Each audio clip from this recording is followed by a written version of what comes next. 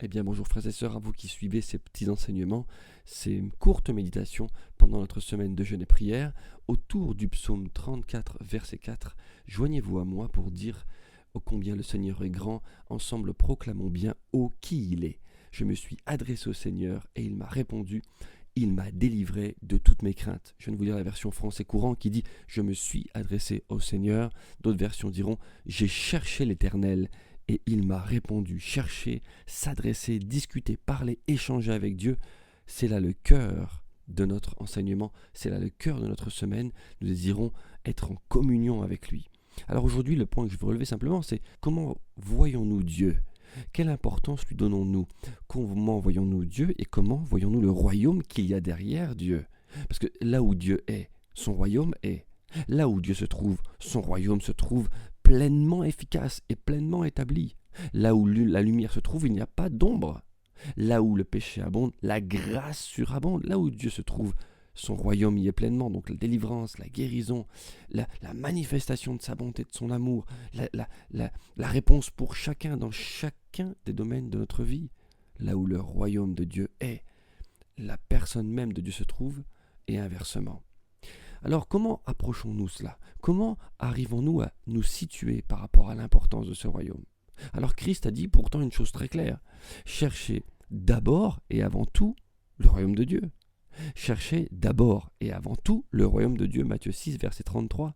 Parfois dans la vie on s'inquiète de tellement de choses, de plein d'autres choses, et pourtant Christ a dit non, le plus important pour vous, l'essentiel se trouve dans le fait de chercher le royaume de Dieu, de chercher Dieu. Et on sait que Christ est le chemin pour arriver à Dieu. Les disciples dans ce passage venaient de s'inquiéter des choses de ce monde, des choses dont ils auraient besoin, des choses bassement matérielles, qui sont importantes, c'est vrai, mais quand même bassement matérielles par rapport au royaume de Dieu. Et Christ leur dit, écoutez, cherchez d'abord le royaume de Dieu, et toutes ces choses vous seront données ensuite. Les disciples avaient quand même pourtant réalisé, en Jean 6, verset 68, qui était Christ, et ce qui émanait de lui, le royaume de Dieu. Et ils diront, à qui irions-nous, Seigneur ? Toi, tu as les paroles de la vie éternelle. Alors à qui irions-nous, Seigneur ? Ils avaient réalisé cela. Est-ce que nous le réalisons ? Alors la parole nous donne aussi deux autres passages qui se suivent, d'ailleurs Matthieu 13, 44 et suite. Il est dit, le royaume des cieux est encore semblable à un trésor caché dans un champ. L'homme qui l'a trouvé le cache, et dans sa joie, il va vendre tout ce qu'il a et achète ce champ. Et ensuite il est écrit, le royaume des cieux est encore semblable à un marchand qui cherche de belles perles. Il a trouvé une perle de grand prix, et il est allé vendre tout ce qu'il avait et l'a acheté.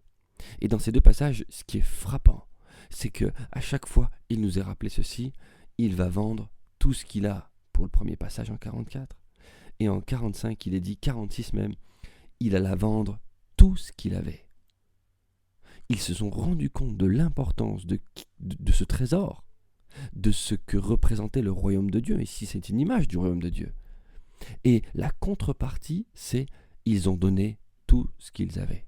Quand je lis ces textes, je pense aux frères et sœurs persécutés, qui eux ont cherché Dieu, ont trouvé Dieu, ont trouvé même la signification du royaume de Dieu jusque dans l'éternité, et sont prêts à perdre tout ce qu'ils ont ici-bas pour garder ce trésor pour l'éternité.